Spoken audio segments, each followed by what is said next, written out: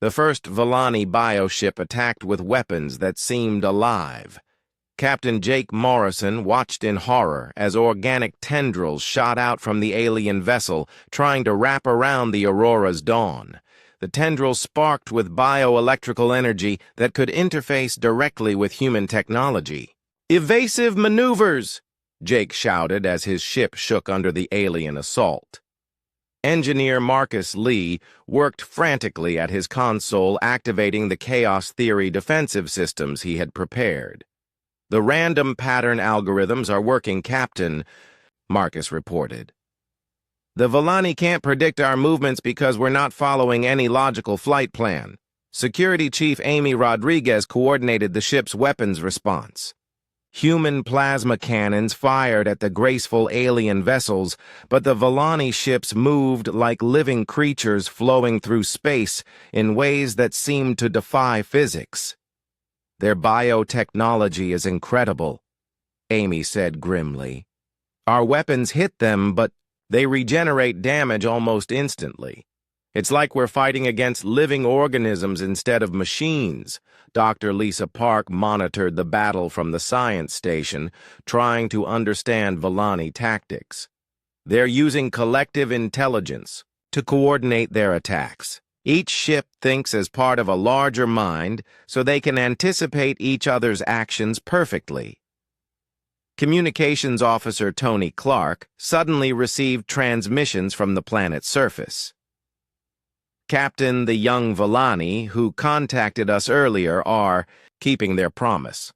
They're sabotaging their own ships from the inside." On the main screen, Jake could see several Volani bioships beginning to move erratically as their own crew members worked against them. The beautiful coordination of the alien fleet started to break down as individual Volani acted independently for the first time in their species' history. "The infected ones are fighting back," Tony reported. "They're using human concepts of rebellion and individual action to disrupt their own military." Ambassador Helen Wright realized the tragic irony of the situation. "The young Volani have become more human because of our influence. Now they're using those human traits to help us fight their own people."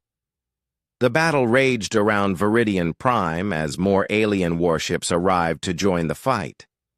But the chaos created by the rebellious young Volani gave the Aurora's dawn opportunities to strike back. Marcus Lee had been right about human unpredictability being an advantage against collective thinking. "Their formation is collapsing," Amy observed. "The Volani ships can't maintain group coordination when some of their crews are acting independently." Jake saw an opportunity and ordered his ship to make a run for the edge of the system. "All power to engines. We need to break through their blockade while they're distracted." The Aurora's dawn accelerated toward open space, but several Volani warships moved to intercept them. The alien vessels were faster and more maneuverable than the human ship. It looked like escape was impossible until help came from an unexpected source. Harmony, singer of the first Grove, appeared on the communication screen. The alien leader looked different now, with skin colors that flickered between the traditional collective green and more individual patterns of light. "Captain Morrison, I have been contaminated by prolonged exposure to human thoughts," Harmony Singer said. "I retain enough individual will to act against my own species while still caring for their survival." "What are you saying?" Helen asked. "I will help you escape, but you must promise that humanity will not return to our system. The contamination must not spread further among my people." Harmony Singer provided critical intelligence about Volani fleet positions and weak points in their defensive formation. With this information, Jake was able to guide his ship through gaps in the alien blockade. But the escape came at a terrible cost. Several human crew members were killed when Volani bioweapons breached the ship's hull. Dr. Park was injured when an alien energy discharge overloaded her science station. The Aurora's dawn suffered major damage to its engines and life support systems. As they finally reached the edge of the Viridian system, Jake looked back at the alien world they were leaving behind. Explosions of light marked where civil war had broken out on the planet's surface. The young Villani who had learned individual thinking were fighting against their elders who wanted to force them back into collective consciousness. "We did this," Helen said quietly. "We came here seeking peace and friendship, and instead we started a war." Tony received one final transmission from the young Villani on the planet's surface. Their message was brief but heartbreaking. "Thank you for showing us that we could think for ourselves even if our people cannot accept what we have become." Dr. Park, despite her injuries, worked to analyze what they had learned about the Villani. Captain, our mere presence changed them in ways we never expected. Human consciousness acts like a virus to species that evolved collective thinking. Contact between us might always end in conflict. Jake began composing his report to Earth Command. How could he explain that humanity's first contact with aliens had ended in disaster not because either species was evil, but because their fundamental natures were incompatible? "The Villani aren't monsters," Jake said as he recorded his message. "They were trying to protect their way of life, just like we were. But human individualism and alien collective consciousness can't coexist peacefully." Marcus worked around the clock to repair the ship's engines for the long journey home. "Captain, I'm detecting pursuit signatures. Some Villani ships are following us but staying at long range." Amy checked the tactical sensors. "They're not trying to attack, Captain. I think they want to make sure we actually leave their space." As the Aurora's dawn limped toward Earth, Jake realized that this mission had changed everything for humanity. They were no longer alone in the universe, but they had learned that contact with other intelligent species might always lead to conflict. Helen stood looking out at the stars ahead. "We'll have to warn Earth that the universe might not be ready for different forms of consciousness to meet peacefully." Dr. Park finished her final analysis of the encounter. "The qualities that make humans strong are individual will emotional. Intensity and creative chaos are the same things that make us dangerous to species like the Villani." Tony received long-range communications from Earth asking about the mission status. Jake would have to tell them that instead of bringing back news of friendship and cooperation, he was returning with the knowledge that humanity had accidentally started the first interstellar war. "They wanted to know if we found intelligent life out here," Jake said bitterly. "We found it, and we poisoned it with our own nature." The final transmission from Viridian Prime came from Stillness Keeper. "Humans, your species will be marked as a threat to..." The Villani ultimatum came at dawn on the 7th day of first contact. Captain Jake Morrison stood on the bridge of the Aurora's dawn, reading the formal message that had just arrived from the Alien Leadership Council. Ambassador Helen Wright stood beside him with her face pale and grim.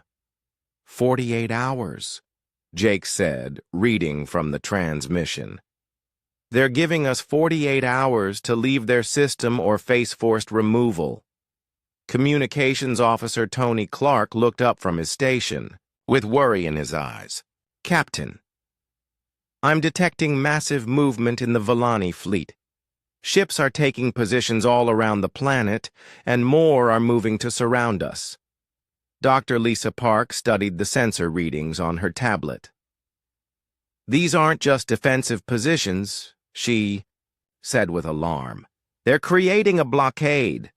If we try to leave now, they can intercept us before we reach the edge of the system." Security Chief Amy Rodriguez had been monitoring Villani communications, and her expression was dark. "There's something else, Captain. I've been tracking their scanning patterns, and they've been analyzing our ship for days.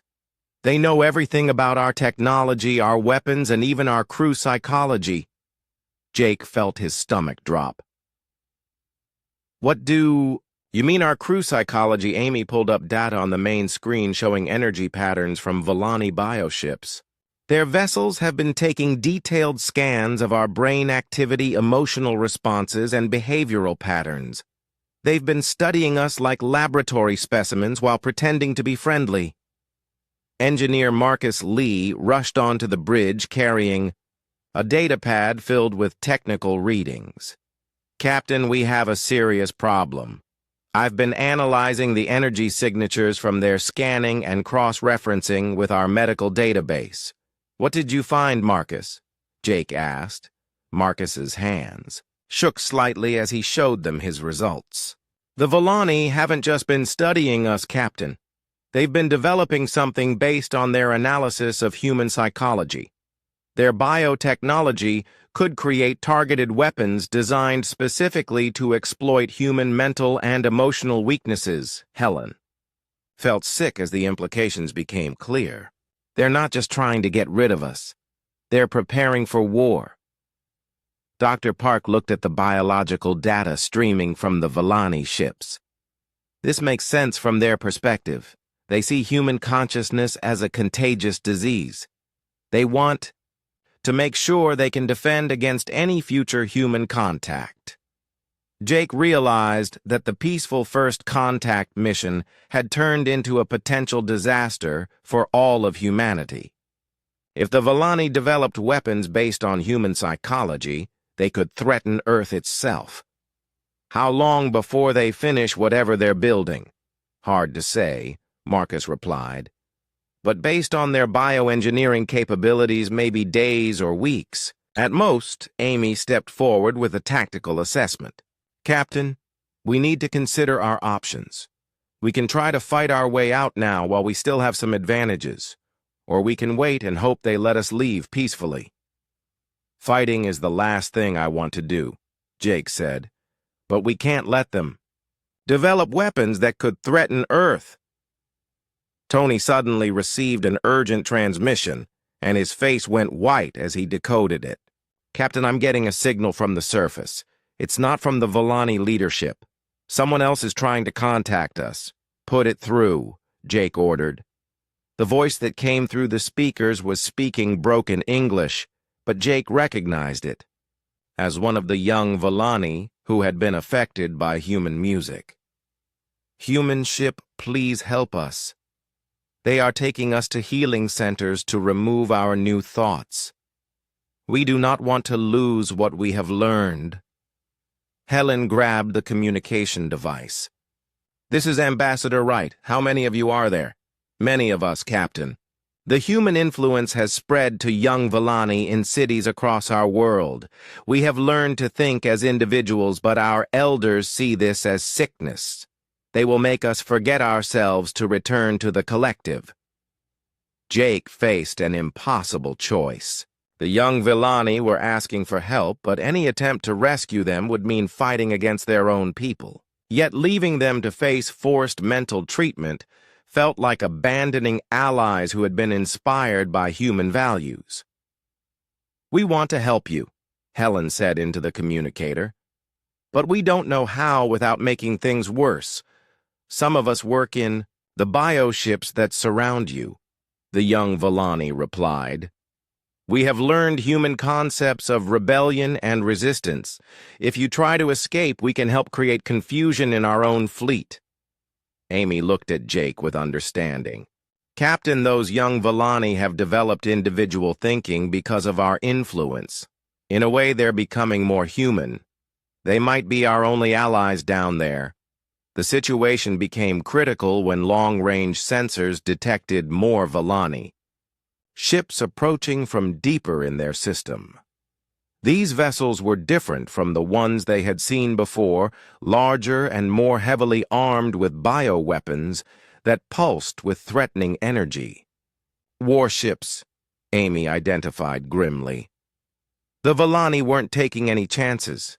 They called in their military. Jake realized that peaceful retreat was no longer possible. The Villani had decided that humans were too dangerous to be allowed to leave with knowledge of their location and capabilities. This first contact mission was about to become humanity's first interstellar battle. "All hands battle stations," Jake announced over the ship's communication system. "This is not a drill. Prepare for combat operations." Marcus ran to his engineering station to prepare the ship's defenses. "Captain, I'm bringing our chaos theory defensive algorithms online. The Villani think in collective patterns, but our random response systems might confuse their tactical planning." Helen made one last attempt at diplomacy, sending an urgent message to Harmony Singer and the Villani leadership. "We never wanted conflict. We came in peace, and we're willing to leave in peace. Please don't force us to fight." The reply came from Stillness Keeper instead of their original contact. "Human Ambassador, your species represents a threat to all collective consciousness in this galaxy. We cannot allow you to spread your poisonous individualism to other worlds. You will be contained here." Jake realized that the Villani weren't just worried about their own people. They saw humanity as a threat to any species that had evolved collective thinking. This wasn't just about first contact gone wrong. The Villani believed they were fighting for the survival of their entire way of life. "Tony, send a message back to Earth," Jake ordered. "Tell them that first contact has failed and we're under attack. Warn them that the Villani might try to follow us home." As Jake spoke, the first Villani bioships began moving toward the Aurora's dawn with weapon systems charging. Beautiful vessels that had seemed like living artwork were now revealed as sophisticated warships. The peaceful greeting that had started this mission was about to become the first battle in an interstellar war. "Here they come," Amy announced, as enemy contacts appeared on the tactical display. "All weapons ready, Captain. May God help us all." Ambassador Helen Wright paced back and forth in the Aurora's Dawn conference room. 3 days had passed since the music incident, and the Villani had become much colder in their communications. Several planned meetings had been canceled, and the aliens seemed to be avoiding contact with the human delegation. Helen had been Earth's top diplomat for 15 years. She had solved conflicts between nations and negotiated peace treaties that everyone said were impossible. But she had never dealt with aliens before, and she was starting to worry that first contact was falling apart.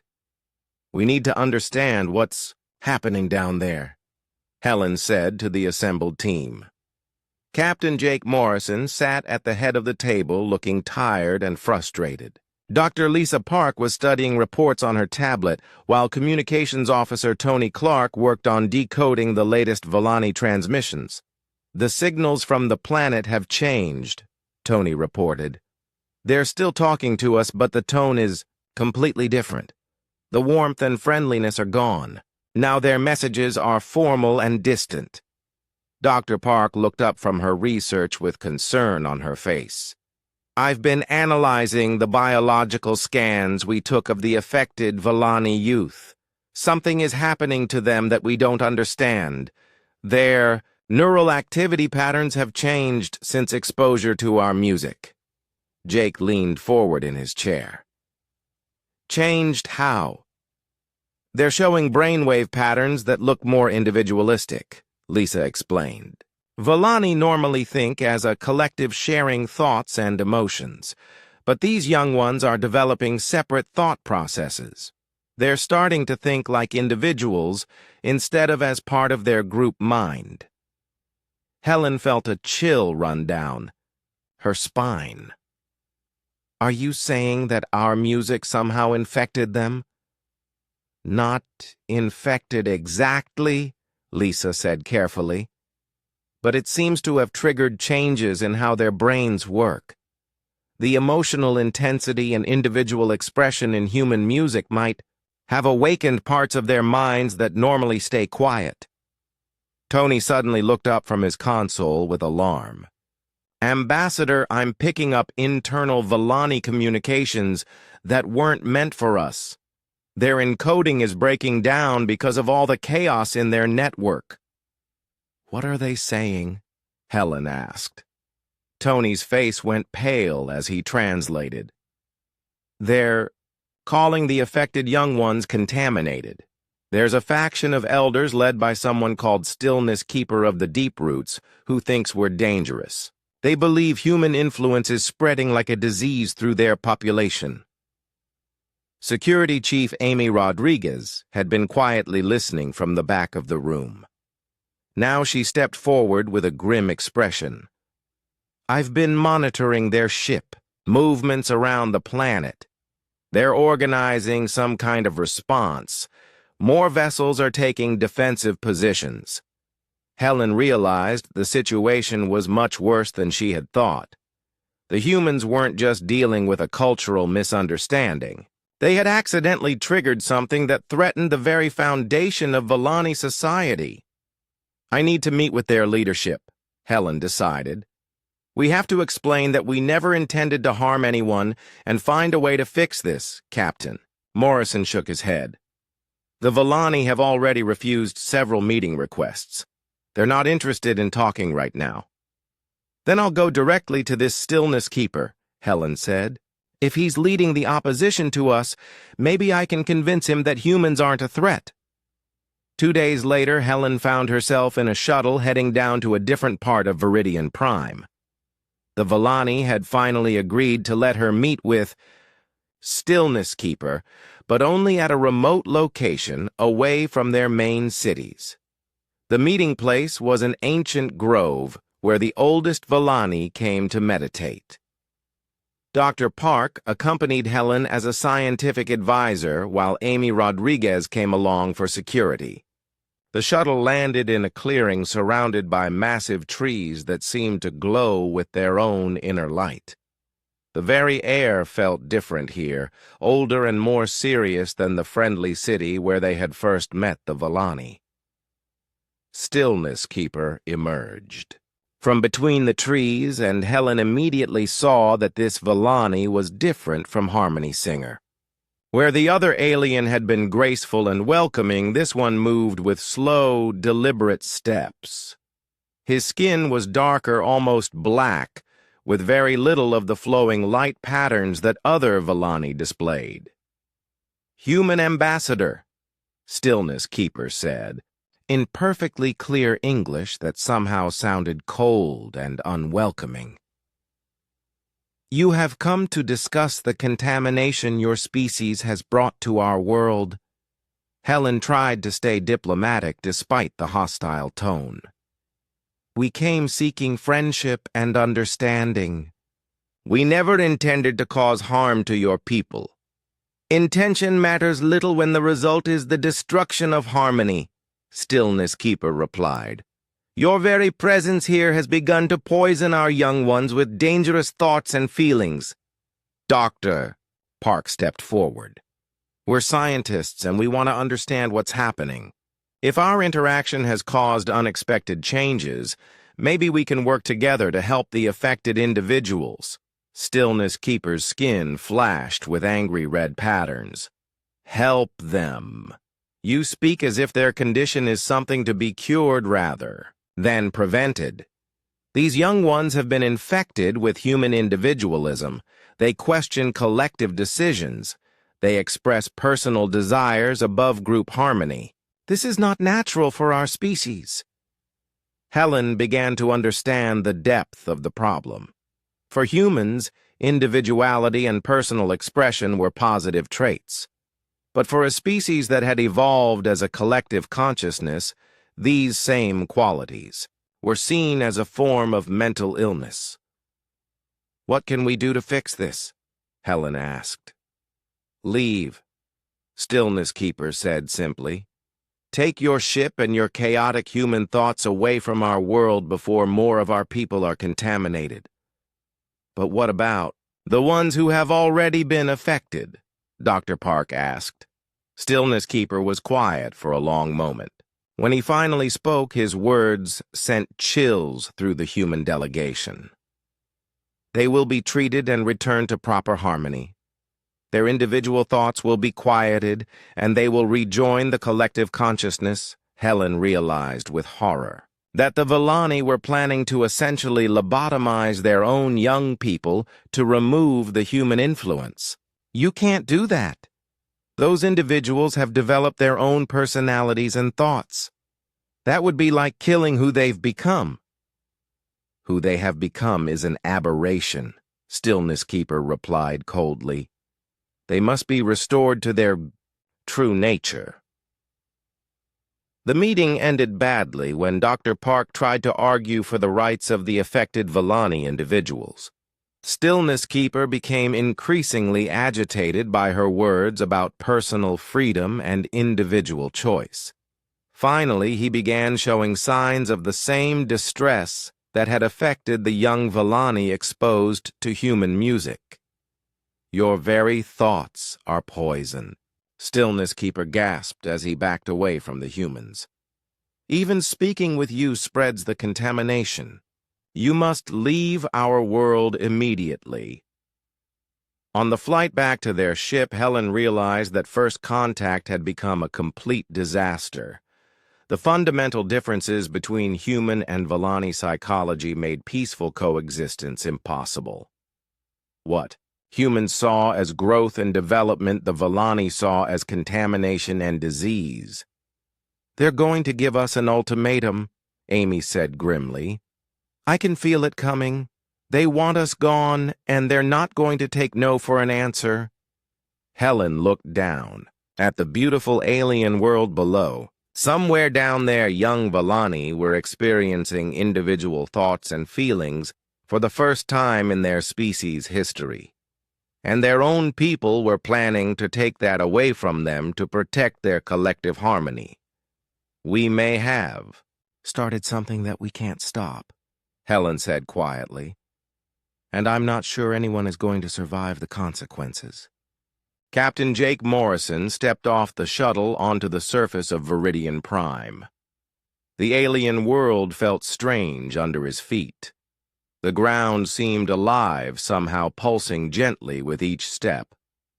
Dr. Lisa Park walked beside him carrying her scientific equipment, while Professor Carl Stevens and cultural expert Nina Foster followed close behind. The Villani greeting party waited for them near what looked like a living building that grew from the ground like a massive tree. Jake had seen pictures from the ship's sensors, but being here in person was completely different. Everything on this world seemed to blend together as if technology and nature were the same thing. The lead Villani stepped forward, and Jake got his first close look at an alien being. The creature was tall and graceful, with skin that looked like green glass. Inside its transparent body, Jake could see flowing streams of what must be alien blood, but it glowed with soft light instead of being red like human blood. The being's movements were smooth and peaceful, like it was dancing, even while just walking. "Welcome, humans, to our world," the alien said in careful English words that sounded like music. "I am the one you may call Harmony Singer of the First Grove. We have waited long to meet beings from the stars." Jake stepped forward and tried to remember all his diplomatic training. "We're honored to be here. I'm Captain Jake Morrison of the human ship Aurora's Dawn. We come in peace, seeking friendship between our peoples." The Villani leader made a sound like wind chimes ringing softly. Other Villani around them began changing colors in their skin from green to warm gold. Dr. Park whispered to Jake that this might be their way of showing happiness or approval. Harmony's singer led them toward the living building. As they got closer, Jake could see that it wasn't really a building at all, but some kind of massive plant that had grown into the shape humans would use for a meeting hall. The walls were transparent and glowed with the same soft light he had seen in Villani skin. "Your world is amazing," Lisa said, looking around with wonder. "How do you make your buildings grow like this?" "We do not make them grow," Harmony Singer replied. "We sing to them, and they grow as they wish to grow. We work together with all living things on our world. Nothing is forced, and nothing is taken, without giving back." Inside the living building more, Villani waited to meet the humans. Jake counted at least 20 aliens, all with the same graceful appearance, but each one had slightly different patterns of light flowing through their bodies. Professor Stevens was busy recording everything while Nina Foster took notes on what appeared to be Villani cultural behaviors. The next few hours passed like a wonderful dream. The Villani showed the humans around their city, which was unlike anything from Earth. Streets were made of soft moss that felt good to walk on. Buildings grew in organic curves that followed the natural landscape. Gardens filled with alien plants created beautiful displays of color and light. Dr. Park was especially excited by what she saw. The Villani had technology that worked with biology, instead of against it. Their computers were living organisms that processed information through biological networks. Their transportation used creatures that carried passengers gently through the air. Even their art was created by living things that changed and grew over time. "This is incredible," Lisa told Jake quietly. "They've solved problems that humans haven't even thought of yet. Their whole civilization works in harmony with their planet's ecosystem." The cultural exchange began when the humans were invited to share information about Earth. Jake showed them pictures of human cities and explained how people lived and worked. The Villani listened carefully and asked many questions about human society. Professor Stevens demonstrated human language and writing systems. He showed them books and explained how humans preserved knowledge. The Villani seemed fascinated by the idea that humans created permanent records instead of sharing information through living memory. Nina Foster shared human art, including paintings and sculptures. She showed them photographs of great human monuments and explained how different cultures on Earth created different kinds of beauty. The Villani watched with what appeared to be great interest. Then came the moment that changed everything. Nina decided to demonstrate human music. She had brought a small speaker that could play different types of songs from Earth. She started with classical music, which the Villani seemed to enjoy. Their skin colors shifted in rhythm with the melodies, and they made soft, harmonic sounds. Next, she played some folk songs and traditional music from different human cultures. The Villani continued to show positive responses with their color changes and musical sounds. Jake thought this part of the exchange was going perfectly, but then Nina decided to show them the full range of human musical expression. She played some rock music and then some heavy metal. The effect on the Villani was immediate and shocking.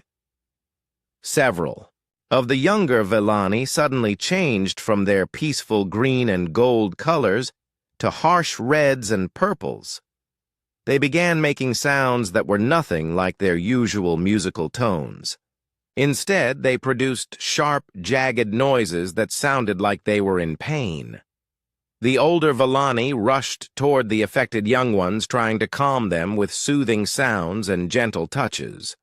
But the younger aliens continued to react badly to the aggressive rhythms and intense emotions in the human music.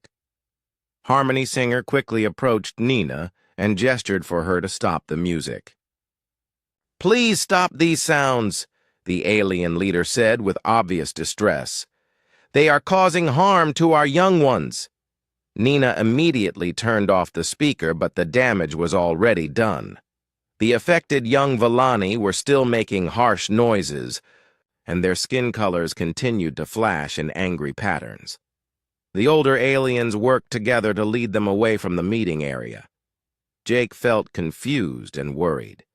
The music had just been a normal part of human culture. He didn't understand why it had such a strong effect on some of the aliens. Dr. Park looked concerned as she watched the Villani trying to calm their young people. "We're very sorry," Jake said to Harmony Singer. "We didn't know that some of our music would cause problems. We never meant to harm anyone." Harmony Singer's skin had changed to darker colors that suggested sadness or worry. "We understand that you meant no harm, but your music carries emotions and energies that are very different from our way of being.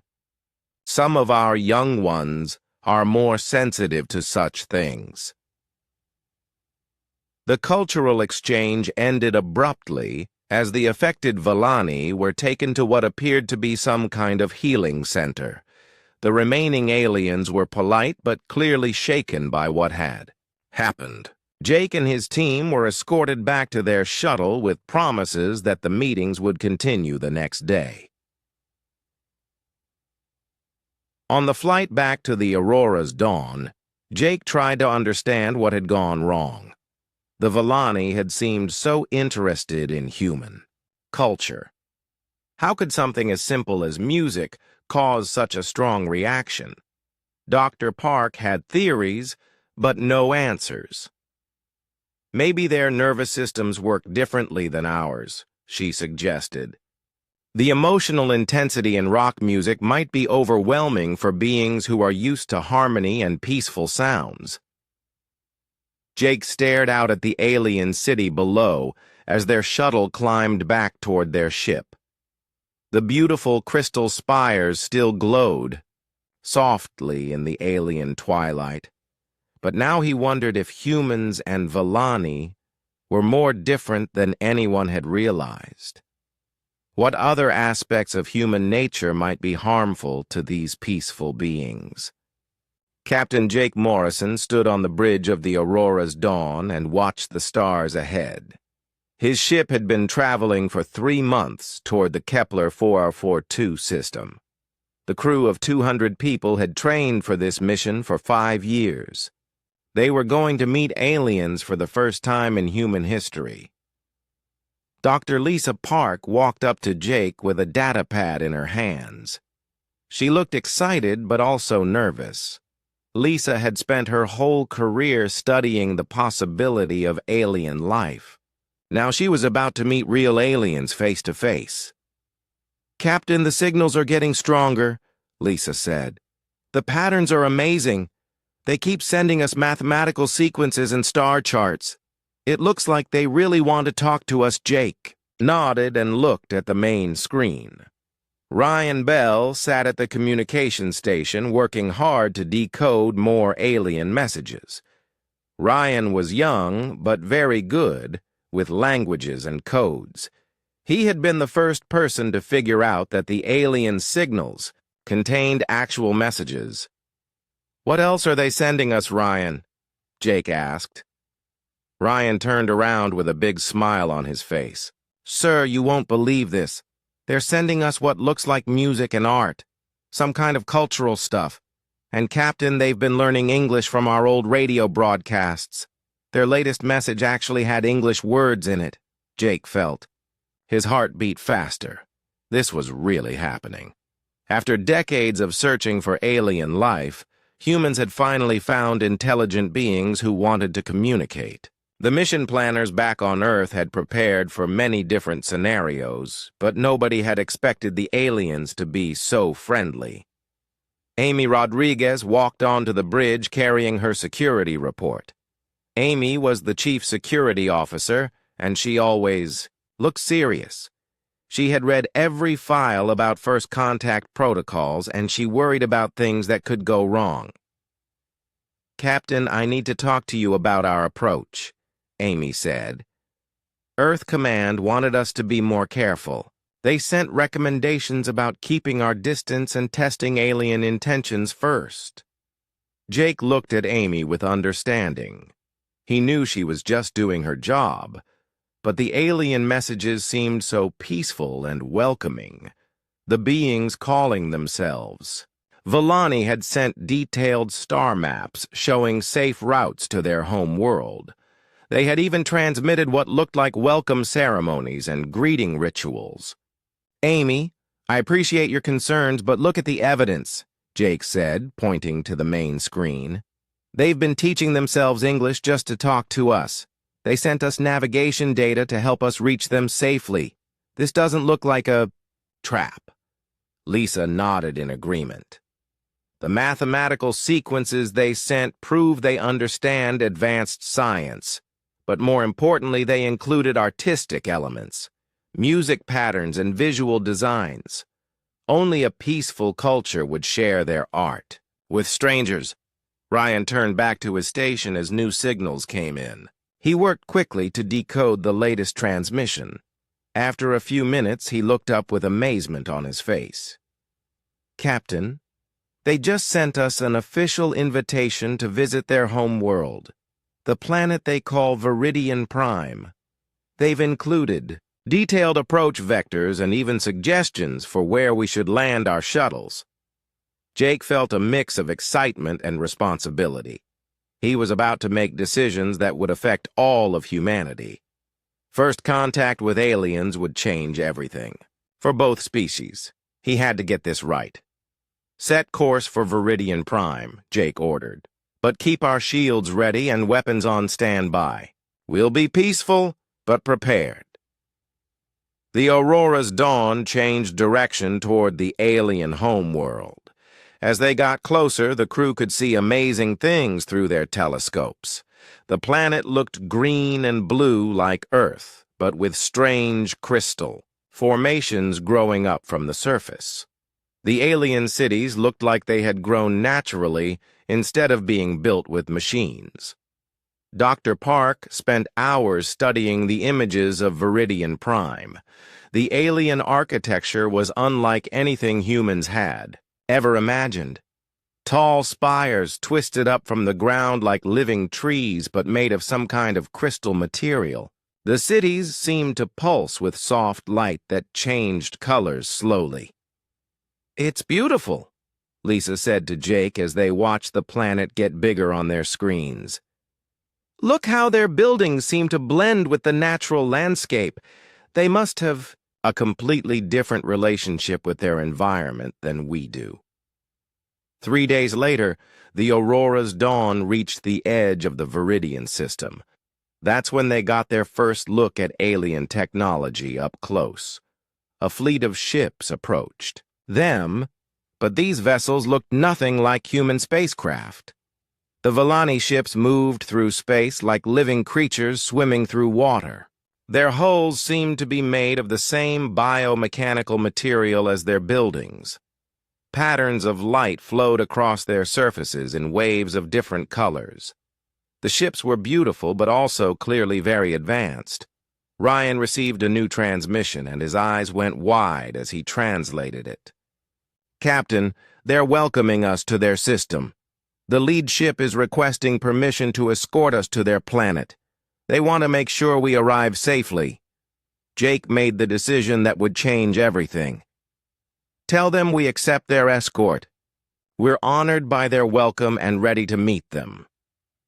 As the human ship moved deeper into the alien system, Jake couldn't shake the feeling that they were about to step into a completely new chapter of history. The Villani seemed peaceful and advanced. Their messages had been friendly and their technology was clearly superior to human science. Maybe this first contact would go better than anyone had dared to hope. Lisa stood beside Jake, looking at the alien ships surrounding them. "Whatever happens, Captain, we're about to learn if humans and aliens can really be friends." Jake nodded and watched Viridian Prime growing larger ahead of them. Soon they would meet the Villani face to face.